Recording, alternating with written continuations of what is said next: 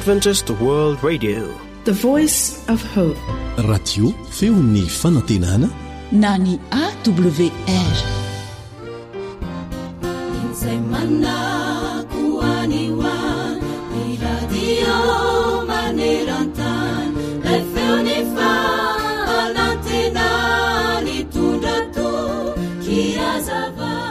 Indro tovavy ray hitanao mitoloko mangina, kotsan-dranomaso ny tavany. Reraky ny adi-tsaina sy ny fahadisom-panantenana satria nofitahan'ilay olon-tiany nefa tena tao anatin'ny fitiavana azy tanteraka. Mbola misy fo tena tia ve ano any, azo itokisana sy hitsaboana ny ratrany. Indro tovolahy ray kosa tsikarotra ao efa mirondrona be ihany ny fijorony. Mbola mitana atavoangy misy alikaola eny an-tanany, dia migoka trany miaraka amin'ny namany. Mamono eritreritra sisa satria tsy nahomby lava izao tamin'ny zavatra nataony. Kivy fa toa tsy mahita fahombiazana mihitsy. Toa tsy manana fanantenana intsony fa zary fandatsany fiarahamonina. Mbola misy sakaiza ve ano any, afaka ampahery sy hanoro lalana ampitiavana ny toa azy ireny? Dia jereo indray retsiraim-pianakaviana, renim-pianakaviana mitanondrika, atsatra sy reraky ny adi-tsaina, toa very finoana sy fanantenana, fa mba hanao ahoana sisa ny fiafaran'ny fiainana amin'izao ady sarotra andalovana izao? Mbola misy namana ve ano any aneo fangorahana sy fitiavana, ka hiantra ireo mahantra amin'ny lafiny rehetra? Ry namako malala, ny tena fitiavana marina dia ho tonga amin'ireo izay mbola manam-panantenana na dia kivy aza. Ny tena fitiavana marina dia ho tonga ho an'ireo izay mbola mino na dia nofitahana aza. Ny tena fitiavana marina dia ho tonga amin'izay mbola mity na dia efa nodisompanantenana tamin'izany azy izy ireo taloha. Iza ilay faratampon'ny fitiavana? Vahaolana manana ambiampy, vonina hanasitrana sy hanome izany ho an'ireo izay mbola tsy manana. Ilay ray tsika izay any an-danitra, izay ilay Andriamanitra fitiavana. Ahoana ho ny hafany? Ry malala, aoka hifankatia isika fa avy amin'Andriamanitra ny fitiavany, ary izay rehetra tia no nateraka Andriamanitra, sady mahalala an'Andriamanitra. Izay tsy tia dia tsy mba mahalala an'Andriamanitra, fa Andriamanitra dia fitiavana. Jaona 1:4, 5 sy ny 9. Amen.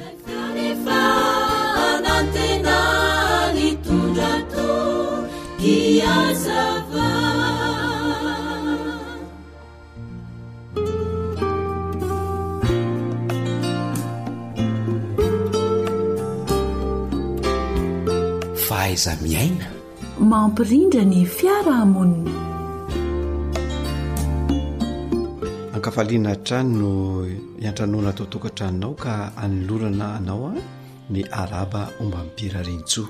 Ny namanao lantoromesa Joely no mitafa aminao, namana Samma kosa no eo amin'ny lafiny teknika. Amin'ity anioty isika dia resaka dingana iray indray izay tsy maintsy lalovana raha tiana ny ahatratra ny atao hoe fivelarana ara-piarahamonina. Raha tena te ho tody tokoa ny olona anankiray, ianao zany, dia misy ny ezaka, misy ny zavatra tsy maintsy eritreretina. Ka raha tianao tokoa no tody amin'ny zavatra izay atao, na izany tanjona napetraka na tetikasa tiana atao, dia ilaina ny fananana toky fa ho tody. Nefa raha te ho tody ianao dia mila manana faharetana. Ary raha tianao koa ny anana izany atao hoe faharetana zany a, dia ilaina ny fanananao fikirizana fa ialana kosa ny akivina. Izany hoe mila mikiry ianao zany ary manalavitra ny akivina satria manakana eo amin'ny fandrosoana ny akivina. Ary tadidio tsara fa aretony zany hoe mametraka tanjona na tetikasa zany nefa tsy tateraka hatramin'ny farany. Tena aretina tokoa izany ka mila ialana.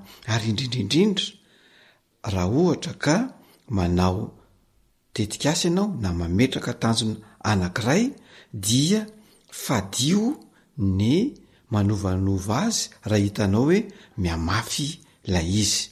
Fa rehefa mametraka tanjona ianao na tetikasa anankiray a, dia tsy maintsy atao izay ahavita azy hatramin'ny farany.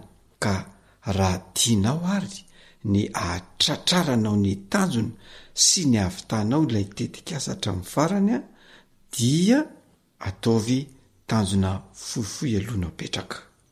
Amin'izay a dia tsy dia mitaky fotoana be loatra le izy, sady amin'izay koa mora tratrarina ilay tanjona na tetikasa tiana atao. Zany hoe tsy mitady fotoana lavabe zany na fotoana lavabe no anatanterahanao izany. Ny tiana ampifantarina anao koa dia izao: izay zavatra mafy atao indrindra, izay no atomboka voalohany. Atomboka voalohany satria amin'izay fotoana izay no fotoana mampifoy tsara anao. Izany hoe mifoy tsara ny saina, matanjaka sady salama tsara ny vatana. Amin'izay fotoana izay dia ho vitanao ny atrika ilay zavatra mafy sady sarotra. Tsara ihany koa raha atao eo ambany masonao mandrakariva ilay tanjona napetraka ao na ilay tetikasa tianao atao. Ary tsara raha mifantoka amin'izany mandrakariva ny saina. Amin'izay fotoana izay dia ho lasa zary fiainanao ilay izy, ka tsy ho sarotra aminao ny anatratra ilay tanjona na koa anatanteraka ilay tetikasa. Na izany aza nefa dia tsara ihany ianao raha mba miala voly kely na koa somary miataka kely, mba ahafahany atotoanao mampiditra rivotra ka ahatonga izany atotoa izany ho vonindray ahatakatra zavatra misimisy kokoa. Koa ireto ary misy torohevitra 5 mba ahafahanao manatratra ilay tanjona ka anananao toky fa hotody ianao. Voalohany dia tsarovy fa efa nisy zavatra vitanao teo aloha. Izany hoe tsy vao izao ianao akory no anatratra tanjona sy anao zavatra, fa efa nisy teo aloha ary tratranao sy vitanao ilay izy. Faharoa, tsarovy ihany koa fa nisy olona efa navitana io zavatra io ka azonao alaina tahaka satria nisy sofianatra. Sady zao vitan'ny hafa ve dia tsy vitanao, dia zay zany ataovy ao-tsaina mandrakariva. Tsarovy ihany koa fa tsy misy mafy tsy laitra ny soto.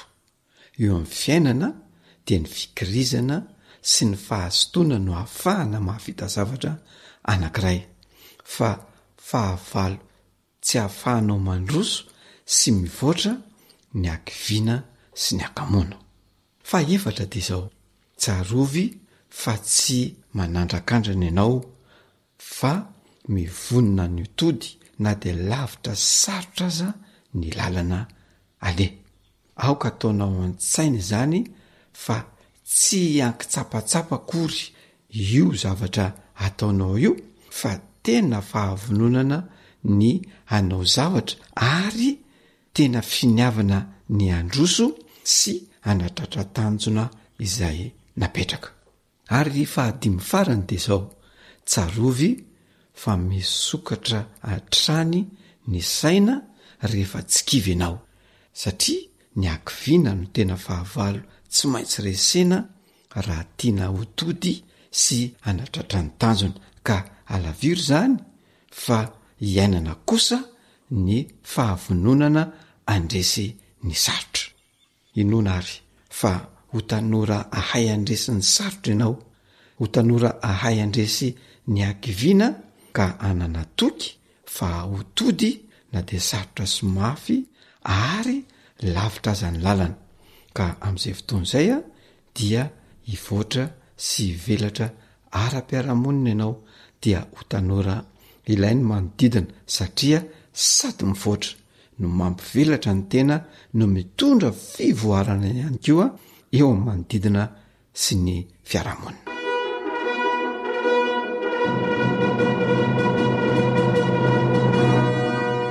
Faiza miaina mampilamitsaina. Dia izay indray ary no masaka azo natolotra anao tamin'ity androany ity, ka dia mametraka ny mandram-piona ho amin'ny manaraka indray.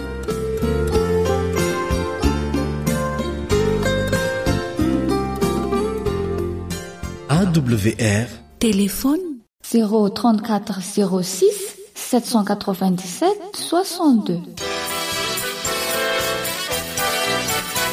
AWR manolotra ho anao feon'ny fonantenana.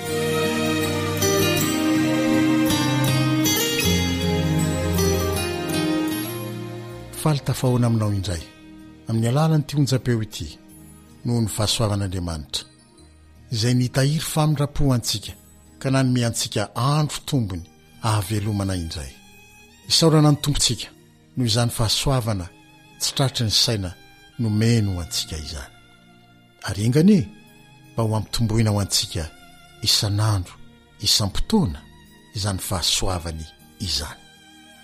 Ny namanao Stefan Razafiany no mitafa aminao ary manasanao mba hiaraka iombony amin'izao vavaka foy izao mialohan'ny fampisarantsika ny tenin'Andriamanitra.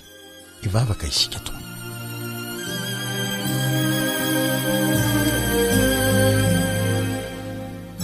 Jehovah rainay izay any an-danitra, ray mandrakizay ary rainay ho mandrakizay amin'ny alalany Jesosy Kristy zanakao, dia amin'ny fanetretena no anatonana anao ankehitriny raha izara ny teny mikasika anao. Mpanompo tsy mahasoa izay, fa no tao amin'ny fanahinao dia mangetaheta andre izany teny izany, ary ny fanahinao no nanomeko ny teny ko dia mangataka indrindra tompo ampanginy ny feo hafaritra ty anatinay. Ary eo ka ny ranao Jesosy hanadio ny tsy fahamendrehanay rehetra, dia mba hiafinao aminao zay Jesosy, ka raha andre ny teninao dia oka mba ny feonao mihitsy no ho heninay, toy ny ianao mivantana no miteny aminay amin'ny alalan'izao onjam-peo izao. Misaotra ray malala fa hamaly anay ianao noho ny amin'i Jesosy sanakao, fa ny anarany no anonanay ny vavaka. Amen.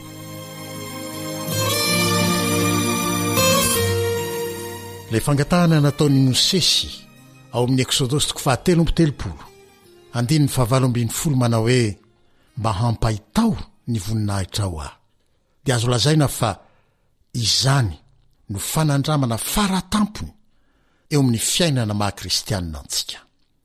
Mahita ny voninahitr'Andriamanitra, fa nirina lalina ao anatitsika ao koa izany, ko na dia indray mandeha eo amin'ny fiainana ihany aza, dia mba tiatsika izany hoe hahita ny voninahitr'Andriamanitra izany.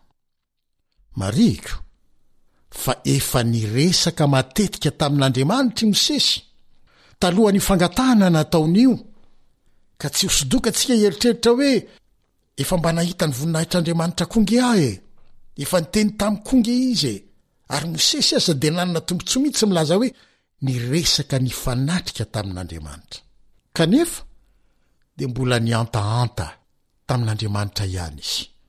Dia ilay Andriamanitra sakaizany no niantany fa mba tiany ny hibanjina azy ao amin'ny voninahy. Tsy nandany fangatahany Andriamanitra, saingy nisy fepetra tsy maintsy noraisiny dia nihijanona ny Mosesy eo ambonin'ny aram-bato. Exodosy 3:7 ihany. Ary ny andininy faraka amby 20 no ahitantsika izany.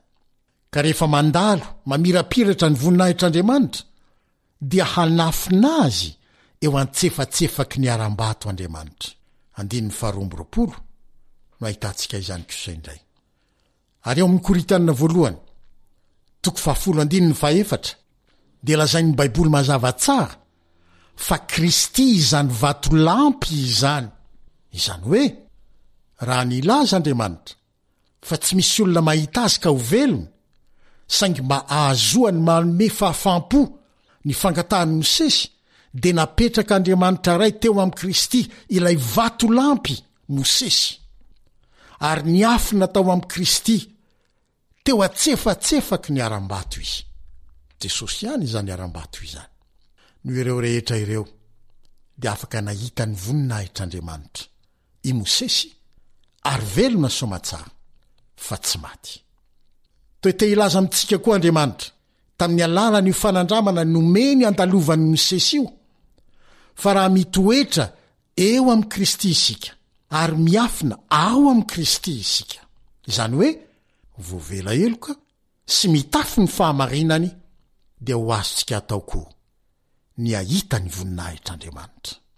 Dia ny voninahiny izay maneho ny famirapiratany fahatsarany sy ny maha izy azy arak'izay nanambaran'Andriamanitra ny tenany rahateo sy ny nisehoany tamin'ny Mosesy ao amin'ny Exodosy 4:7 andininy 9-7.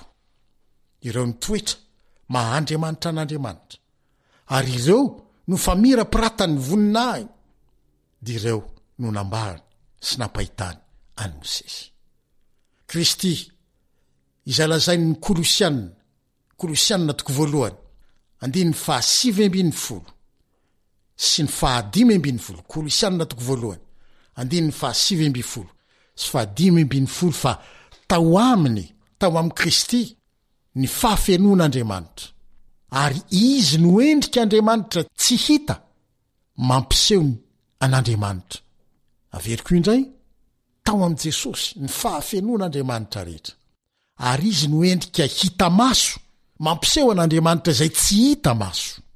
Manamafy izany no voalazan'ny Hebreo 1:7 toy izao no ilazany azy: izy no famirapiratany voninahitr'Andriamanitra sy fanehoana marina ny maha izy an'Andriamanitra.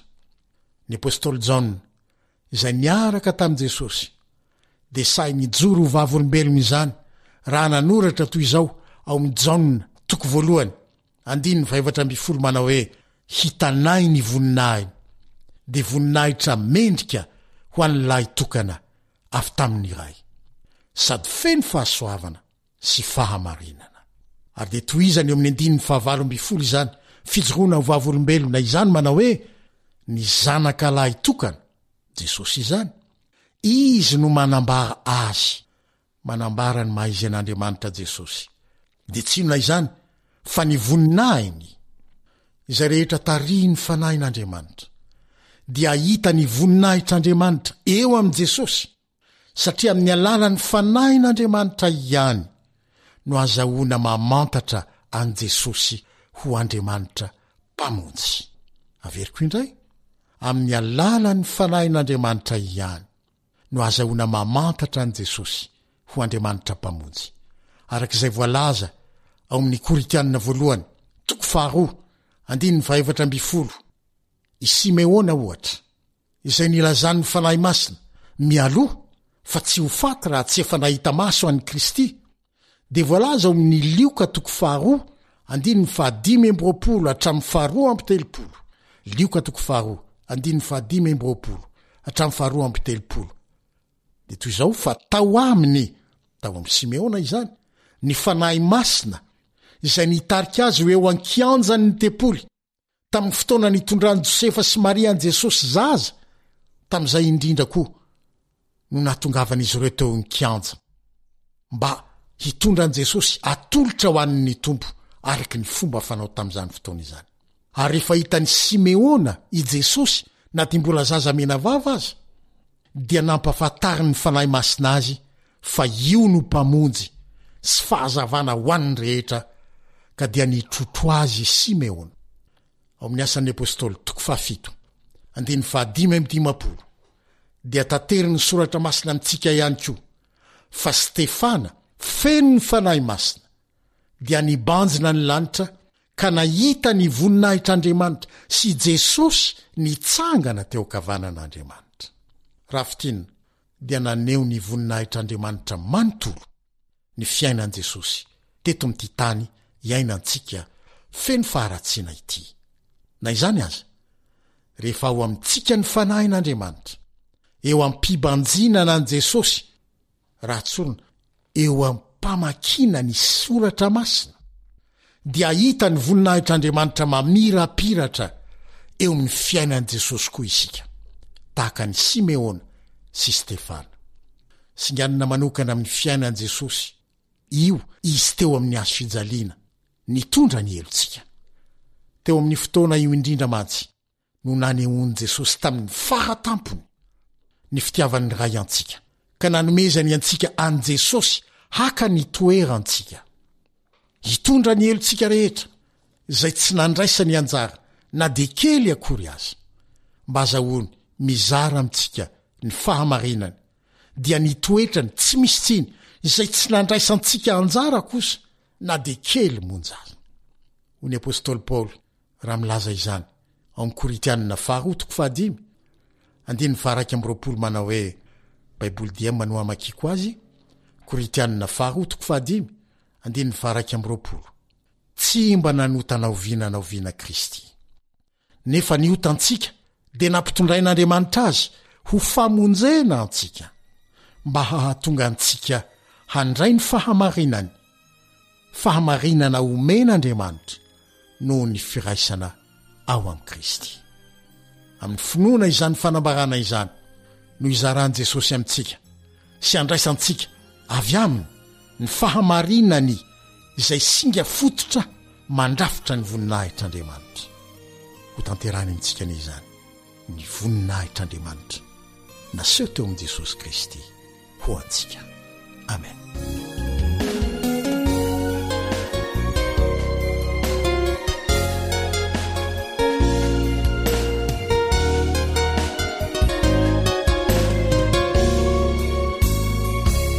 Sakaizaho momba tsapanao, ilay famonjeny izay natolony, mba ho fanavotany izao tontolo izao izay efa very, ny ainy mihitsino natolony teo ankazo fijaliana teo, ny rany ny tete tambony ny azo mba ho fanadiovana, satria tiany loatra anao tena tolony ny ainy hoana, omba raisore rasitraka savelanao verimaina ve ny rany tarika Ariela. Sakaizao momba tsinjona, Jesosy niaritra irery tambony ny azo fijaliana teo, mba ho famonjenana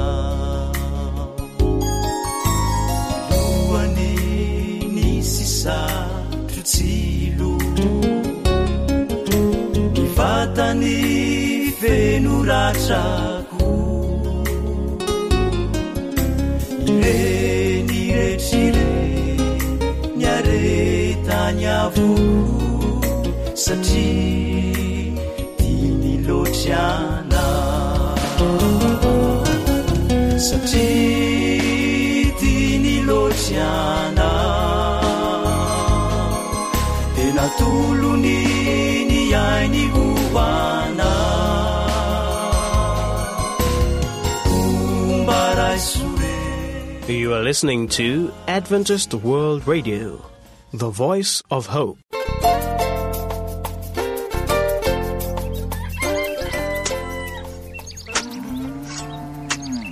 Asa sy tontolo hiainana voakolo antoky ny fahavelomana re fandaharana voakarin-radio feony ny fanantenana miaraka amin'ny nadiomady iarahnao amin'ny Ramatora Zoelosoa ny Irina Honore, teknisianina pikaroka momba amin'ny fambolena ara-boajanahary.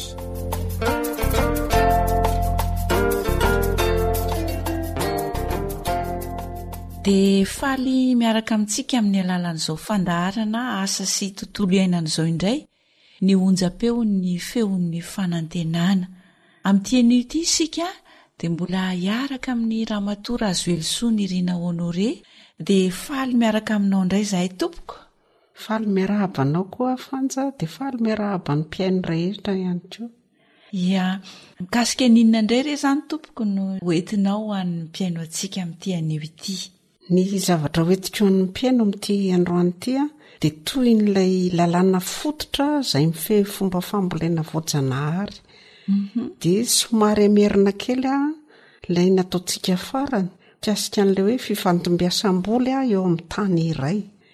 Mila hajaina ozy izy ny fifandombiasam-boly mba tsokotra ny tany ary volena mandrakariva izy saingy tsy azo ampifantombiasana eo amin'ny toerana iray ny voly ray fianakaviana satria ny antony mitovy ny aretina sy ny biby mpivelona eo aminy dia mitovy koa ny tsiro tany ivelomany ka hokotraka vetivety ny tany izay ambolentsika. Ilaina izany le fifandombiasam-boly eo amin'ny tany iray. Dia ahoana sy ahoana izany tompoko ny fepetra mahakasika an'izay mba hanajana an'izay hoe lalàna fototra momba fambolena voajanahary izay?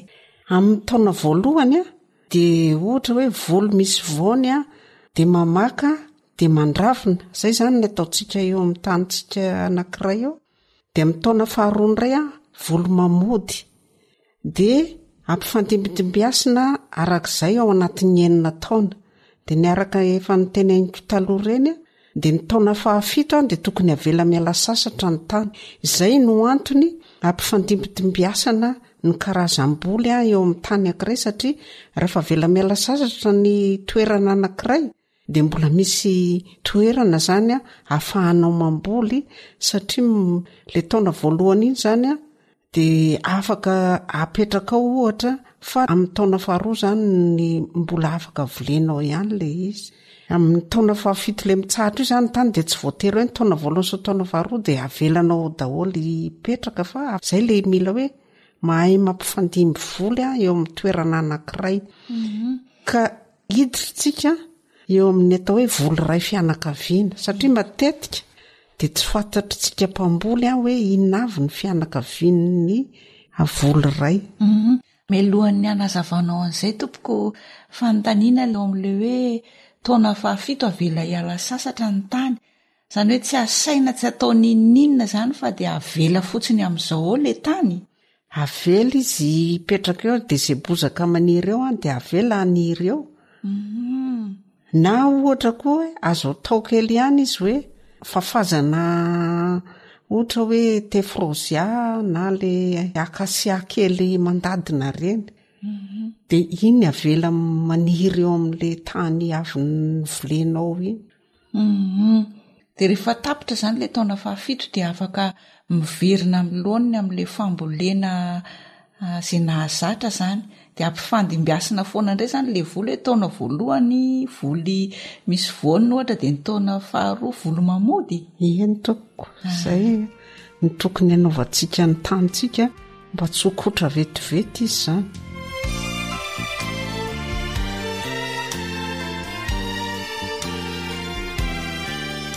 Eny ary makasika nina indray nresadresantsika manaraka. Ny resakantsika manaraka dia tokony ho fantarintsika izany hoe inona avy ireo voly ray fianakaviana. Mino aho fa akatoerana tsarinareo mandraisa stylo sy taratasy satria tena zava-dehibe ekinan'ny fambolentsika zany ireto zavatra lasaiko reto. Misy karazany 13 zany ny volo ray tarika. Dia zany hoe elana tsiny fa tsy hitako izay andikana azy amin'ny teny gasy amin'ilay hoe volo ray tarika fa ho teneniko amin'ilay fiteny siantifika anazy izy fa tokony ho fantatritsika fotsiny hoe iza zany ilay ray fianakaviana. Dia asesiko ilay izy ny volo tarika ray amin'ny atao hoe composé, zany hoe fangarongaro zany izy io, dia salady andiva anamalao, ireo zany ny mpiavana. Ka tsy ohatra hoe avy nambolenao salady zao le toerana anankiray dia asianao andiva indray na asianao anamalaho, tsy mety. Fa mbola ho resahako amintsika zany ny voly afaka miaraka sy mifandimby eo amin'ny toerana anankiray indray amin'ny fotoana manaraka. Fa alefako aloha ilay hoe voly ray fianakaviana mba ho fantatritsika hoe tsy azo ampifandimbiasina amin'ny toerana ray zany salady, andiva, anamalao. Fa raha ohatra ny anaovantsika azy hoe sady mamboly salady ianao no mamboly andiva eo akaikeo dia mamboly anamalao, dia izay no mety. Fa tsy azo ampifandimbiasina hoe avy nambolena salady dia ambolena andiva na ambolena anamalao. Zany ohatra ny volo mandravina tao so zany teneny madame Nirina izay. Zay ny volo mandravina izay. Dia faharoa tarika ray ao amin'ny atao hoe kenopodiacé. Dia izy io tsy manana fianakaviana zany dia ny betravy. Ny betravy zany tsy manana fianakaviana ka raha ohatra hoe namboly betravy ianao dia afaka mamboly anamalao ianao zany na mamboly salady amin'ilay toerana avy nambolenao betravy iny. Dia manarakarak'izay hoe convolvulacé, zany hoe vomanga no hitantsika ao anatin'izany. Vomanga koa zany dia tsy manana fianakaviana fa izy onjoonjon'izy rery. Dia afaka ampifandimbiasina amin'ny voly hafa ohatra hoe avy namboly vomanga ianao dia ohatra hoe azonao volena vary na katsaka. Fa le mamody fotsiny zany no tsy ataonao tsony aloha. Na tsy ray tarika aminy zany raha ohatra ka samy volo mamody dia aleo tsy ampifandimbiasina aminy. Aleo tsy ampifandimbiasina fa aleo ohatra hoe volo mamondray ny atao. Dia raha ohatra ihany koa zany hoe volo mandravina na tsy ray tarika aminy aza dia aleo koa tsy ampifandimbiasina aminy. Aleo tsy ampifandimbiasina.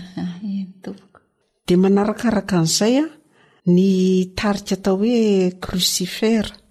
Dia ireo indray manana fianakaviana izy ireo. Ny volo mamody zao dia ny navesin'ny radia. Dia ny mandravina indray laisoa dia petsay dia anandrano. Dia ny volo mamondray dia ny souffleur. Ireo zany mpiavana ireo. Dia tsy azo ampifandimbiasina mihitsy zany ireo. Tsy mety raha hoe ireo ny ampifandimbiasina ao amin'ny toerana anankiray.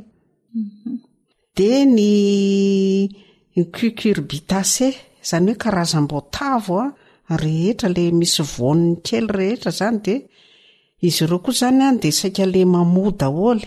Voatavo, sosety, concombre, courgette. Ireo zany ny mpiavana ireo. Voatavo, sosety, concombre dia courgette.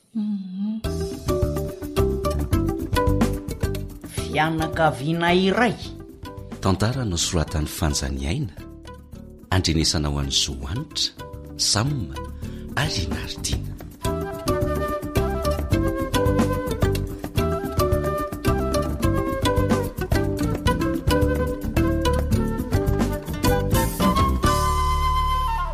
Orzara, tsy mahagaga raha misondrotra amin'ny fari-piainan'ny olona.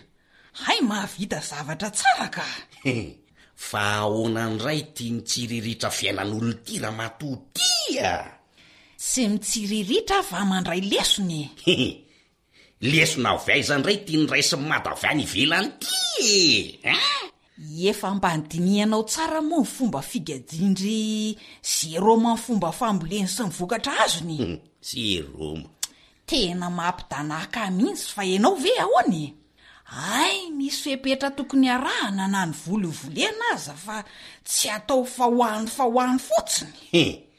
fa za zany nylazainao fa fahoany tsy misy ny lazan'izany teo tsy ianao zao mandeha mitsikilony fiainan'olona any hitako tiany andalana ary zareo dia nresaka mikasika amin'ny fambolena zay nasaina nandroso tany amin'ny zareo mihitsy mata dia izy ero maveno no niaraka taminao sy nitondranao nakany an-tranony ry zareo ry zara izy mivady fa sokafo tsara ny sofina sady jereo fa mbola nampitondrainy an'reto laisosofilera be reto am'izay ny lazaindry zareo fa fomba fambolena voajanahary nanaovany an'ireo sady mamokatra ny mahasalama rangaty ay mba afaky ndray zany re olona fa nga everinao fa tsy mahay mamboly an'ireny ny tenako mpahambolo matyanina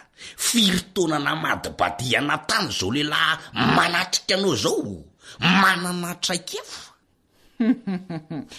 tsy mitovy zany ry zara tsy hoe mamboly fotsiny fa manaraka tsara ny lalàna fototra amin'ny feny fambolena rabojanahary jereo amin'ny saina tsy miakatra fa aza misendondota fotsiny aloha tianao fangamo tsy efa manao an'izany tsiky fa eo amin'le fanaovana fifandombiasam-boly sy ny fanajana n'le voly ray tarika no hitako tena tsy mitovy sady tsy vitantsika tsara raha araka ny fanazavandry zareo azy fanahoana zao ry zara tena mila ajaina tsara ny fifandombiasam-boly mba tsy hakotra ny tany mata de tsy ambolo mitohitoy zany mamboly foana fa tsy azo ampifandombiasiny eo amin'ny toerana ray ny voly ray tarika ary zara fanahoana raha matotia ka mitovy hoy ny fanazavandry zareo ny aretina sy ny biby velona eo aminy de mitovy koa ny tsiro ny tany velomany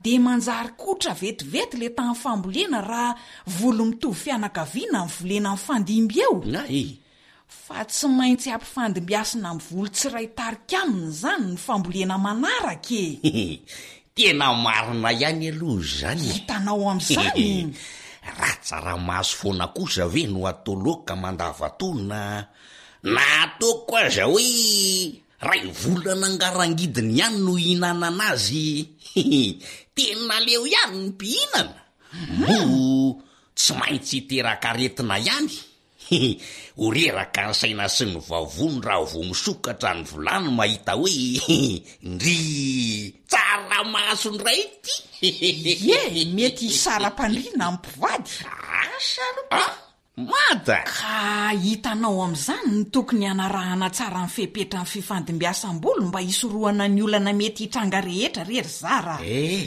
sady azo tanterahana tsara satria raha manao volo misy voany na mandravina ianao amin'ny taona voalohany de volo mamody indray no atao mandimby eo amin'io tany nambolena io amin'ny taona faharoa raha sosity na soflera na laisoa na salady zany ohatra ny nambolena teo amin'io tany anankiray io de tsy azo volena an'ireo tsony zany io tany io amin'ny manaraka fa volo mamody indray no asolo azy zay mihitsy ohatra hoe vomanga ovy karoty sy ny sisy fa mila tadina tsara ihany koa fa na de hoe mamody sy mandravina na mamoa azo anao fandimby ka ray fianakaviana ary zareo de tsy azo atao mihitsy ono katsika iray manontolo ve no hitadidinan'izany ry mata iny kosa aloha tena mila fitadidiana tsara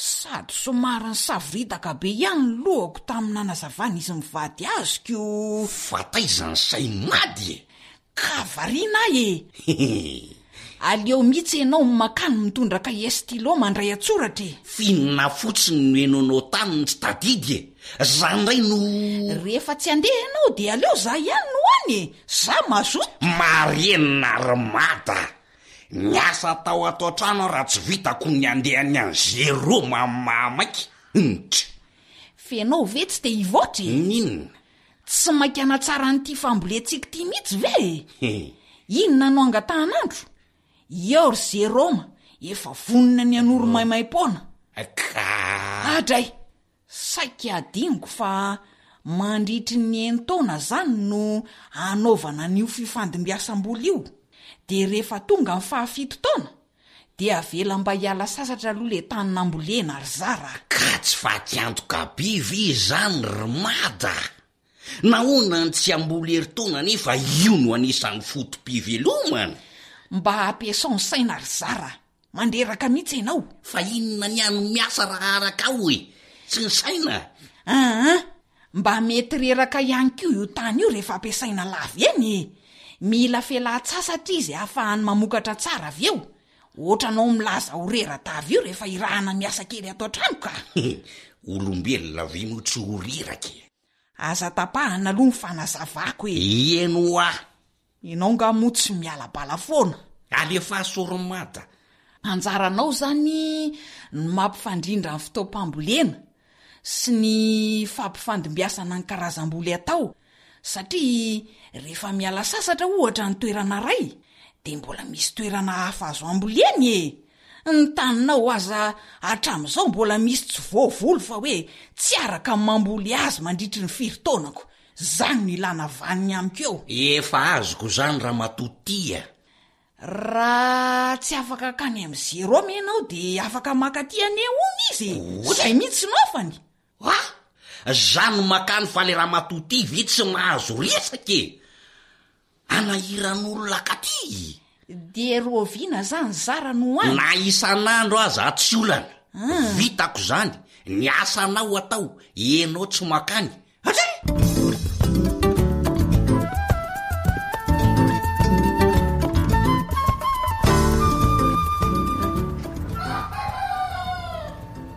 Zeroma, nazavay mada tamiko fa isaky ny 7 taona de atao miala sasatra ny tany fa aorianan'izay de manomboka mambolondray. De ohatran'izay foana tokoa ve ny fomba fambolenareo e? Tena zay mihitsy ka. Ary nafarako izy fa afaka manoro-hevitra tsara anareo rahay. Aza mihafahafa mihitsy fa ifampizarana zay mahasoa e. Raha misy tsy azo ny amin'ny fambolena de atsoya fa afaka makany. Ohatray? Ndray veno any fa zay mihitsy anie zao no nanatonako aty aminareo e. Efa hoe tsy maninona ko. Zany makaty. Ohatrany tsy de nazava tamiko loatra le nanazava mada nyty le hoe volo ray fianakaviana tsy azo ampifandimbiasina amin'ny tany ray. Asa mihitsy ringaty izay ao anatin'ny saina ao fa de aliako de za mihitsy ny nanadiady aty. Aza omengatsiny kosa izy fa mila fanazavana tsara sy fandraisana tsoratra mihitsy ny fomba fitadiana ireo voly ray tarika na iray fianakaviana, satria tena zava-dehibe iankina famboletsika mihitsy ireo raha tiana ny aomby. Kefa hoe nitondrako kahe mihitsy izy ty Zeroma. Mety ve? Mety tsara ka. Ary aleo aloha akako toeraneto mihitsy ry Zeroma fa mamaky losolo ty hafanany tya. Sady raha izany no mitranga dia ahoana hoy mada? Izy no ahita oatra fa ry Zeroma be ty koa. Atraisy marina zany ko. Fa rehefa voniny de ho tany saiko tsy kelikely ary reo voly ray tarika fa raiso an-tsoratra tsara. Efa vonina e. Ny voly ray tarika aloha de misy mamody, misy mandravina ary misy mamo. Mety misy koa anefa mamody fotsiny na mandravina fotsiny na koa hoe mamo fotsiny. Zay mihitsy. Zany hoe mety maromaro zany ny karazan'le volo mamo ohatra. De zay ihany ny ray tarika fa tsy voatery hoe isy volo mandravina na mamody ray tarika aminy. Azo nga tsara. Ka raha voe ray tarika izy de tsy azo ampifandimbiasina volena amin'ny toerana ray. Ohatra zao hoe ny salady, ny anamalahy, ny andiva, de vola ray tarika. Volo mandravina daholo zany zao zay ny tany sainga zay raha ny fijeriko azy zay mihitsy. De inona zany no volo mamosy mamody ray tarika am'ireo ka? Tsisy ka, fireo zany no iray fianakaviana. De ny betiravindray zao a volo mamody tarika iray hafa izy, fa tsy misy ray fianakaviana aminy. Toy izany koa ny vomanga, volo mamody saingy tsisy volo mamo na mandravina iray fianakaviana aminy koa. Ngedre, tena mora tadidina tsara zany ry Zeroma. Fa tadidio tsara mihitsy a.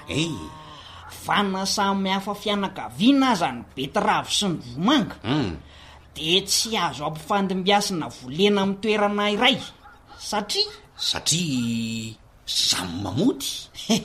Zay mihitsy, azo ndia tsara ny lesony. De reto ndray koa ny karazam-boly hafa iray tarika. Ny nave, ny radi zao a volo mamody, ny laisoa, ny petsay, anandrano, volo mandravina, ary ny sofilera volo mamo. Reo rehetrareo a de iray tarika daholo, ka tsy azo ampifandimbiasina volena amin'ny toerana iray raha dia hita fahombiazana. Sady misy mamosy mandravina ary mamonjy zao le ny tany sainy Zeroma teo. Zay mihitsy. Ary ray tarika. Mazava ry ngatya. Eno a, mahay aningay. De ireto ny ray kosa ny voly ray fianakaviana manaraka. Ny karazam-boatavy rehetra mpiavana daholo reny. Ny kokombra, ny sosety ary ny korzety tsy azo ampifandimbiasina volena amin'ny toerana iray reo, saingy azo volena amin'ny fanakaiky. Ny voatavo, kokombra, ny korzety, sosety maty ny raha matandroany fa filo zao ry ngatya. Aza hitako ka efa lasa nody mamazosy. Ay. Fa ahoany amin'ny 12? Ay. Problema be. Ka nisy an're roa sosiety netiko tamin'ny bisikilety re roa nda ome mada ho amidiny mamazosy maraina, de somary nahatazana angady ny vily. De ka naninona raha naterina aloha ny sosiety vo nankatiry zara. Zany eo a malalaka tsara zao marina tsy efa lasa nody ao mipetsena vo maraina. Ka no everiko fa ho any aminay ngady tonga de nijanonako. Ka tsy olana ane zany, isika ane ray ihany ry zary. Mpinamana, fianakaviana iray. Fa ndiana lovonjeo sao tratrao ihany mamazosy am'reto sosiety be de be reto. Nyresatsika mbola azo toizana amin'ny manaraka, sady mampalahelo mata. To hitako ivadiky voaraminy ery ny takola amin'ny mavokely iny ko nanatena hoe efa lafongany sosiety kinanjo. Aleo andefa to ilozanga. Tsy mba zavy rangano itserana fa imada tsy tamin'ny maso any an-tranony ihany ny tany saina. Lasa raha Zeroma amin'ny manaraka toizana ny resaky mandalo any ara. Aza makano hafa za ihany makaty. Aza misahirana ho ahy eo no mady eo. Ho antsika datsapam-boly, ajao sy arindrao reo fomba fambolena ara-boajanahary. Fantaro ireo voly iray fianakaviana. Manaova fifandimbiasam-boly. Ajao ny fitaopam-mafazana ny vo mifanaraka amin'ny fitrangany volana. Ajao ny fampifadiam-boly amin'ny tanim-boly anankiray. Mampiasa fomba fitsaboana ara-boajanahary raha tratry ny aretina sy ny bibikely mpanimba ny volonao dia hita fahombiazana ka hijinja vokatra tsara ianao. Dia ajanona treto aloha ny dinidinika fa hotoizantsika manaraka. Manentana anao mpamboly anao fampiarana satria zava-dehibe ikinan'ny ainy ny fambolena tokoa ny fahaizanao mifehy mikasika ity voly iray tarika na iray fianakaviana ity. Dia hitany asantsika tsirairay anela raintsika ao an-danitra na manao fanjaniaina ny nanolotra ny fandaharana asa sy tontolo iainana ao anao teto miaraka tamin'ny samina ny sahana ny lafin'ny teknika. Veloma tompoko.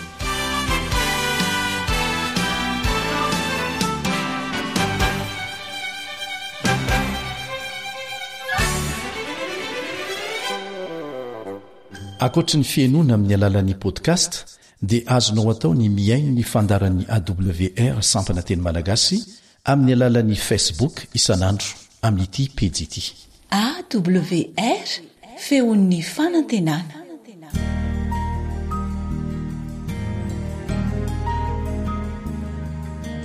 Faneteninao no fahamarinana. Taridalana manokana fianarana baiboly avoaka ny fiangonana advantista maneran-tany. Iarahanao amin'ny radio feon'ny fanantenana.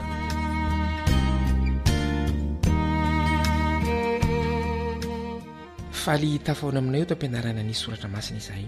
Mamiaja no eto amin'ny mikro ary androany isika dia andinika ny lohevitra nampitondrena ny lohateny hoe voaisy tombo-kase ho an'ny lanitra. Voaisy tombo-kase ho an'ny lanitra. Mandao isika hangataka ny fitarihan'ny fanahy masina.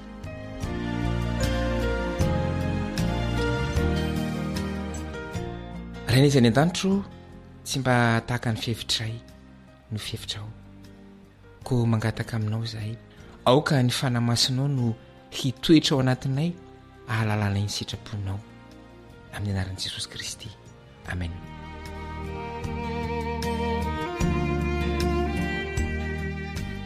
Tsy hanaiko resin'ny fanerena ataon'izao tontolo izao ireo vaokan'Andriamanitra mahatoky ao anatin'ny fotoatsarotra ho avy izay mahakasika ny fiankofana.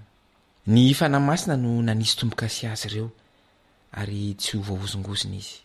Tamin'ny andro fahiny dia natao hanamafy ny fahamarinan'ny antota-taratasy ofisialy iray ny tombo-kase. Marika miavaka sy an'ny tompony manokana io tombo-kase io. Koa satria ny fiankofana sy ny fahefan'Andriamanitra araka izay ambaran'ny lalàny no ivon'ny fifanandrinana farany, dia azontsika atao ny mihevitra fa voarakitra ao amin'ny lalàn'Andriamanitra ny tombo-kaseny. Andovaka itsika ny Exodosy toko 20 dia ny 19 ka hatramin'ny faraka 10. Exodosy toko 20 dia ny 19 ka hatramin'ny faraka 10. Amin'ny anaran'i Jesosy, mahatsiarova ny andro sabata hanamasina azy. Henemana no esanao sy anaovanao ny rahanao rehetra, fa sabatan'i Jehovah Andriamanitra ao ny andro 7. Koa aza manao raharaha akory ianao amin'izany, na ny zanakao lahy na ny zanakao vavy, na ny ankizy lahinao na ny ankizy vavinao, na ny biby fiomponao na ny vahininao izay tafiditra ambavadinao. Fa henemana no nanaovan'i Jehovah ny lanitra sy ny tany sy ny ranomasina mba amin'izay rehetra ao aminy, dia nitsahatra izy tamin'ny andro 7. Izany no nitahin'i Jehovah ny andro sabata sy nanamasinany azy. Hitanao anatin'izay didy izay ve ireo singa mahatombo-kase? Singa inonao amin'ny tombo-kase no hitanao amin'ilay didy mikasika ny sabata mivakitsika teo? Indreto misy singa 3 hita ao amin'ny tombo-kase anankiray. Na rovina isika mahita tombo-kase dia hitantsika foana ireo singa anankitelo reto. Voalohany dia ny anaran'ny tompon'ilay tombo-kase. Ao amin'ny didin'Andriamanitra dia hoe Jehovah Andriamanitra ao. Ny singa faharoa hitantsika amin'ny tombo-kase dia ny toerany. Ny toerana tanan'ilay tompon'ilay tombo-kase. Ao amin'ny didy mikasika ny sabata dia izao mivalaza hoe nanao ny lanitra sy ny tany, ny mpamorona izany. Ary ny singa fahatelo dia ny fari-piadidian'io tompon'ilay tombo-kase io. Ato amin'ny didy mikasika ny sabata dia hoe ny lanitra sy ny tany sy ny ranomasina mba amin'izay rehetra ao aminy. Matetika no iantsoana ny tombo-kase hoe famantarana ao amin'ny baiboly. Azontsika vakiana izay voalaza ao amin'ny Romanina toko 4 dia ny 9:12. Romanina toko 4 dia ny 9:12.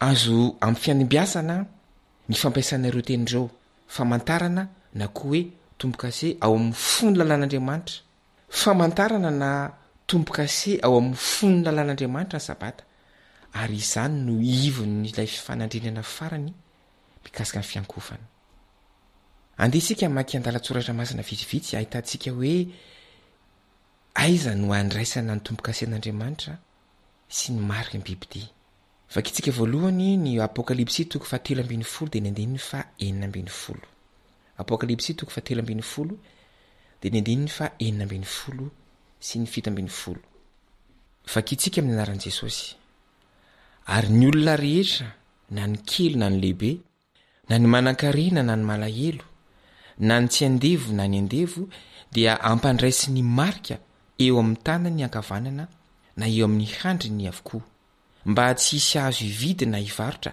afa-tsy izay manana ny marika dia ny anaran'ny bibidi na ny isan'ny anarany toy izantsika ao amin'ny apokalipsy toko 7 dia ny 1 sy ny 2 ary rehefa afaka izany dia hitako fa indreo nisy anjely 4 nitsangana teo amin'ny vazan'ny tany 4 ny azona ny rivotra 4 amin'ny tany mba tsy hisy rivotra hitsoka amin'ny tany na amin'ny ranomasina na amin'ny hazo akory aza ary hitako fa indro nisy anjely hafa koa niakatra avy tany amin'ny fiposahan'ny masoandro nanana fanomboaka sen'andriamanitra velona ary izy ny antso ny anjely 4 izay navela nimba ny tany sy ny ranomasina tamin'ny feo maherina na hoe aza manimba ny tany na ny ranomasina na ny hazo mandra-panisiny atombo-kase eo amin'ny handro ny mpanompon'andriamanitsika vakitsika farany ny apokalipsy toko 7:10 dia ny 1 apokalipsy toko 7:10 dia ny 1 amin'ny anaran'i Jesosy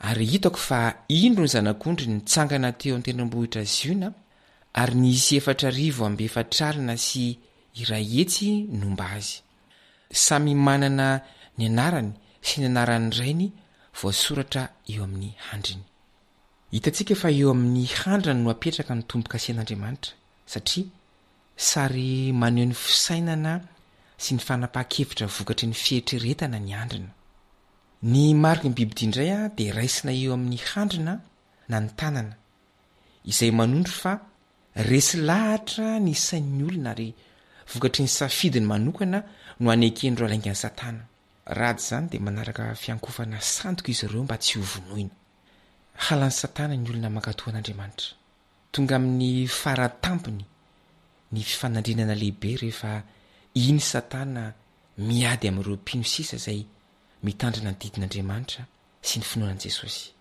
mitoetra mafy eo amin'ny fahatokiny amin'ny Kristy anefa izy ireo ho tonga tokoa io fotoana mahatahotra io izay anireny satana ny olombelona rehetra iankohaka aminy amin'ny fanerena azy hiala amin'ny didin'i Jehova fa minanina izany ary tsy maintsy ho tonga ny fahatokina amin'Andriamanitra isan'andro san'andro no tsy ambaratelo ny fahavonona antsika ho amin'ny fotoatsarotra farany satria nahoana ny fanaovantsika tsirambina miverimberina dia atonga antsika ho zatra tsirambina ary dia hifesy amatotra antsika izany ho ny farany noho izany andeha isika androany anapa-kevitra ankatohan'i Jehova manomboka amin'ny zavatra madinika indrindra hivavaka isika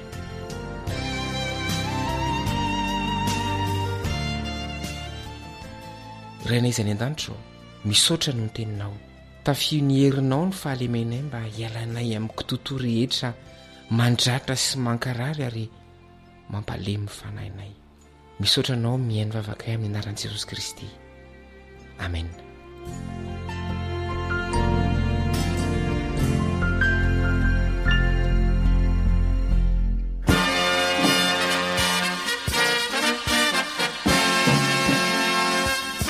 Adventist World Radio, the voice of hope. Radio femon'ny fanantenana. Ny farana treto, ny fanarahanao ny fandaharan'ny radio feo fanantenana na ny AWR amin'ny teny malagasy. Azonao ataony mamerina miaino sy maka maimaimpoana ny fandaharana vokarinay amin'ny teny pirenena mihoatriny 100 amin'ny fotoana rehetra. Raisoaryn'ny adresy ahafahanao manao izany. awr.org na feofanantenana.org.